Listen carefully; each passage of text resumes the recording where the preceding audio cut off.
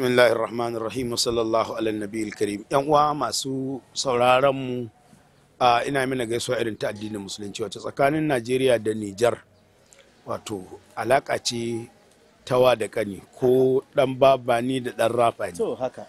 Wato dan wa da dan kani. Najeriya Nijar ce, Nijar ma Najeriya ce. Don yanzu a cikin ƙasar Nijar akwai wasu ɓangarori yankuna da ƙasar Daura ce mutlak har gobe kuma suna jin cewa sarkin Daura shine sarkin su. Haka tsakanin wato Maradi da Katsina, shi sarkin ma Maradi sunansa sarkin Katsinan Maradi. Haka tsakanin wato da Magaram da Kano alaka ce mai ƙarfi, duk da cewa kasan ƙasar da Magaram wato lokacin Ahmadu Kuran Daga sun yi yaƙi da tsakanin su da Kano, sai daga nan izan cewa an irin kama-kama da yake tsakani ya sa Kano ta ɗebi 'yan Najeriya a 'yan Nijar masu mutanen da Magaram masu yawa. Da yanzu a Kano baka isa ka iyakance adadin mutane 'yan da Magaram ba, kamar yadda a da Magaram an samu mutane da suke 'yan Kano ne masu ɗimbin yawa. Wato abin da zan ce maka shine alaka ta Najeriya da Nijar alaka ce ta 'ya'yan uwa ɗaya uba ɗaya. Kawai dai su tura mulkin mallaka su ne suka raba tsakani. Wasu daga cikin abokanmu da masana waɗanda suka san abin da aka yi lokacin da aka zo raba tsakanin abin da aka yi border boundary tsakanin Najeriya da Nijar, an ce za ka samu mutum kamar a zangon Daura ko Yardaje ko irin waɗannan garurrukan ya tafi noma da safe, ya tafi gonarsa. Lokacin da Bature ya zo mai tsaga iyaka ya zo ya wuce, sai ya zama cewa shi ya tsallaka can gonarsa ce, nan kuma gidansa yana daga nan. In ya zo zai dawo gidansa sai Bature ya tsare shi, sai ya ce masa ina ai nan ba kasar ka bace ka koma. Bahaushe ne ya ga abin mamaki, ya za a ce ga gidansa kuma ba zai dawo gidansa ba. Bature sai ya ga in yi haka ma ba zai abin nan raba tsakanin kasashen ba, sai ya sa bindiga kawai dobulbaro ya ɗirka wa mutum ya yi ƙara ya yi ihu ya faɗi ya mutu. Wallahi sai da haka ya raba. Ai lokacin da bullet, wani da ake kiransa bullet, wani na Faransa, wani wa Faranshe da ya zo ya kashe mutane a iyakar wato jihar Kebbi, yankin nan na Kebbi da mutanen da suke abin nan ƙasar Nijar. Ai sai da shekara da shekaru ya kashe mutum ya fi 100,000 kafin a ce an samu sun rabu. Wa'annan sun ce su 'yan Najeriya ne, wa'ancin sun ce su 'yan Nijar ne. Saboda ka tsakanin Najeriya da Nijar, kamar yadda shi Mamman Gawa Filinge yake faɗa cewa abin da ya taɓa hanci duka idanu ta ruwa shi kai, abin da ya taɓa Najeriya kuma ya taɓa Nijar duka. Yake cewa Najeriya da Nijar daidai suke.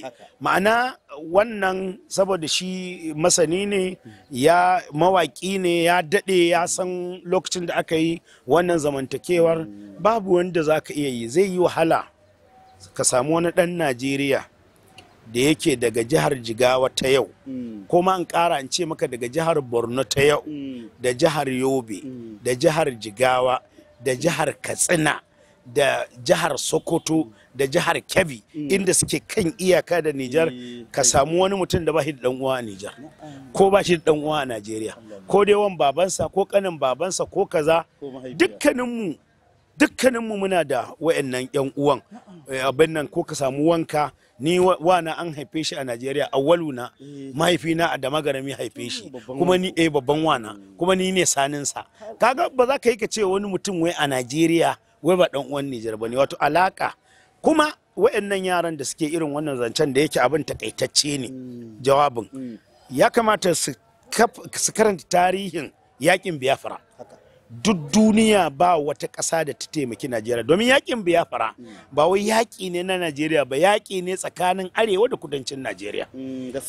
Yaƙi ne tsakanin arewacin Najeriya da kudancin Najeriya. Ibo suna ganin cewa ya kamata su fitar da mu daga ƙasa, su yi ƙasarsu ta daban. A lokacin gwamnati ta dunkule cewa dole sai an bar Najeriya a dunkule a matsayinta na ƙasa ɗaya. Duk duniya babu ƙasar da ta taimake mu irin ƙasar Nijar, tare da cewa Nijar wato kasar Faransa ce ta rene ta. Kuma yakin Biafra ba wanda ya daure wa Ibo gindi a wannan lokacin irin Faransa. Yaki ne tsakanin Faransa da Najeriya.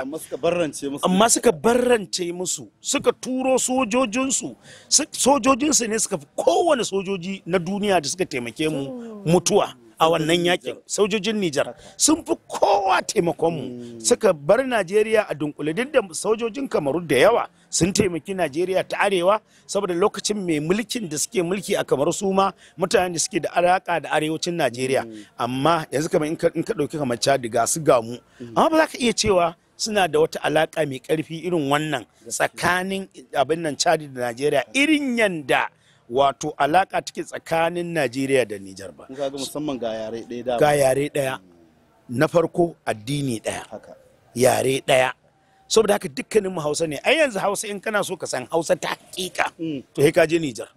Munan Hausa ce da aka hada ta da Turanci da kaza. Yanzu kallaci abin nan jam'iyyunsu. Za a ce FNDS tarayya. Wannan taken da ake bawa jam'iyyu, yanzu mu kan ka kula jam'iyyun mu ba a ma san abin nan taken su ba. Kwara lokacin da aka yi Sawaba, aka yi PRP Nasara, aka yi NPN Aminci, amma wayannan jam'iyyun ne yanzu ba kowa ma ne ya san taken su ba. Amma su kowace waye ce Shamuwa, waye ce tarayya, waye ce kaza, kowace tana da take. In ka da Hausar da ake a Nijar yanzu, sai dai ka ce Hausa ce irin ta arewa, amma tsantsar hausantar da kowane irin abu da sunansa da sifarsa daga Hausa, to sai ka je Nijar. Ni a wurina ba wani abu ake targetin ba musulmin arewacin Najeriya. Mu ake so kawai a hallaka, saboda an yi kowane irin abu. An shirya Boko Haram, har yanzu Allah ya bar mu, don Allah ya mana albarka. An shirya bandits din nan sun kashe da arzikinmu da waye ne dinmu, har yanzu dai duk da ya raunana, amma har yanzu gaskiya bukatar su bata biya ba. Saboda har yanzu a arewacin Najeriya ana sallah fiye da duk inda mutum yake zato. Ana karanta alkur'ani, hafizai kullun karuwa suke yi. Shi kuma Bayahuda yana ganin duk inda Qur'ani yake karantuwa zai yi wahala a ce wannan gurin ya canza shi, ya koma ya canza masa addini. Duk abin da za a kai a kawo bai wuce wannan ba, domin dalili a Benin da Togo da abin nan Burkina da ina ne da an yi juyin mulki, da Mali da an yi juyin mulki, babu inda aka ce za a yi yaƙi a sauke wannan shugaban a dawo da shugaban farar hula, kawai sai a Nijar. Dan me tare da cewa duk kasashen Faransa ne suka kewaye mu, dama kuma Faransa tana da jin haushi gare mu. Arzikin da Allah ya bamu ba ta ɗiba, gol ɗin da muke da shi ba ta ɗi. Kuma kasan ƙasa ce da zaka ce wa ɓarauniya, saboda yanzu abin da lissafi ya nuna da muke ji masana suna faɗa cewa ta fi kowace ƙasa arzikin gol a duniya gabaki ɗaya. Ita kuma a ƙasar ta babu gol, ina ta ɗiba? Duk wannan Afirka ta ɗiba.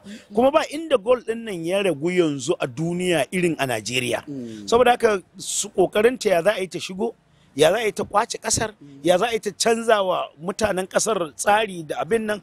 Ni a tawa fahimtar wannan shine. Don haka yin yakin nan ba alkhairi bane gare mu. Saboda me, sojojin da za a kawo arewa za a kawo su, don kudu ba ta da iyaka da Najeriya. Lokacin da a ce a Benin ake yi, ba za a yadda a ce za a kai hari ba, saboda da Benin da mutanen Lagos da wannan yankin duk iri ɗaya ne. Amma tun da nan duk ƙasa jihohi wajen 8 ne fa suka yi boda da Nijar, ita ce ƙasa da ta ko ina faɗi da mu.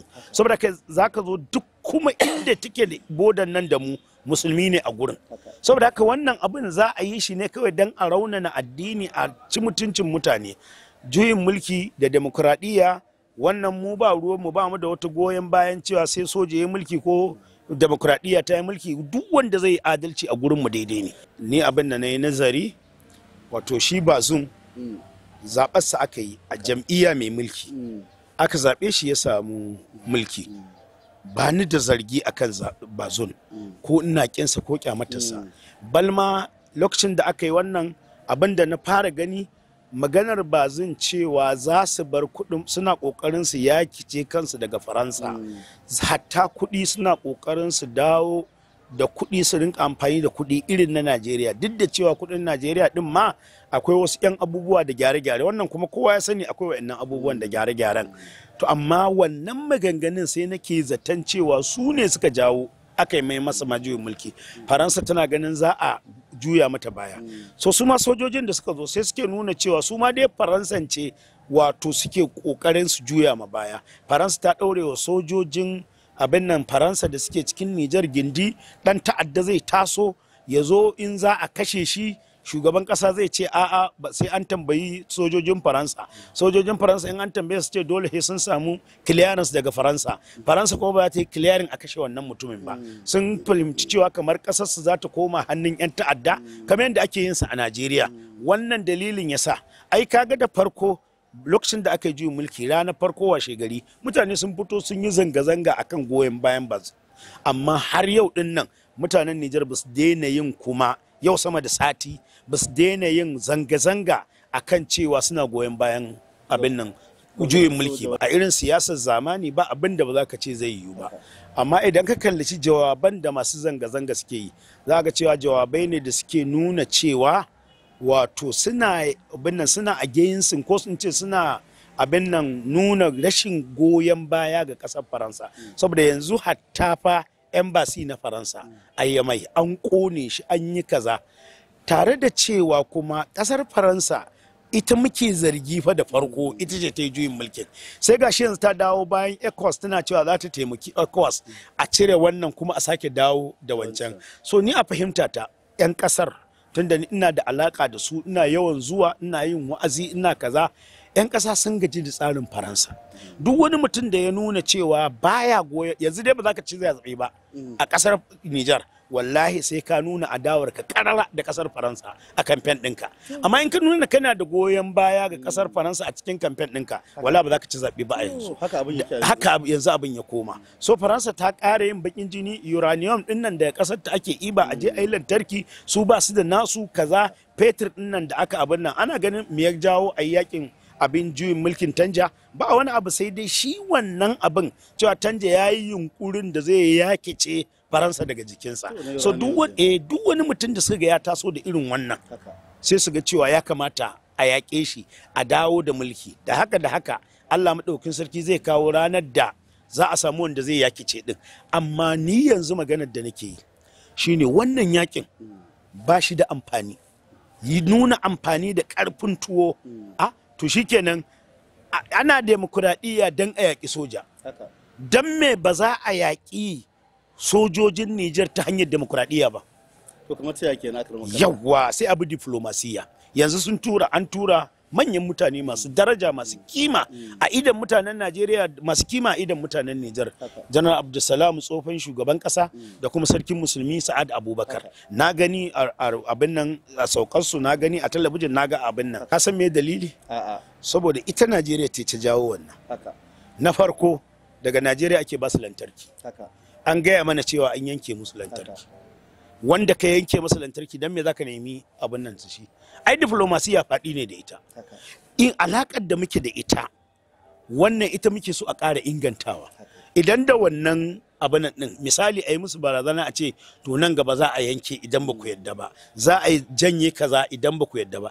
Ai su ma suna da riba neja, wanda mu wutar arewa su riba neja ai muke samun wuta a arewa. Idan misali suka toshe nan, ina kake zaton za mu samu ruwan mu ma da wutar za ta samu arewa? Dama suna so mu 'yan arewa mu shiga cikin bala'i, mu shiga cikin duhu, mu shiga cikin kunci. Saboda haka da zarar kayi musu wannan sai su toshe wancan.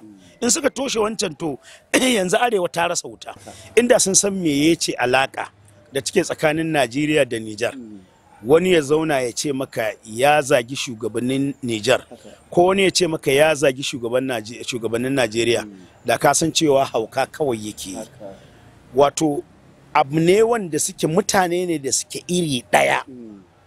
Dan Nijar ba shi da wani tunani na wata al'umma da zai shigo cikinta ya ɓata ya yi arziki ya yi kasuwancinsa hankalinsa kwance duk duniya irin Najeriya.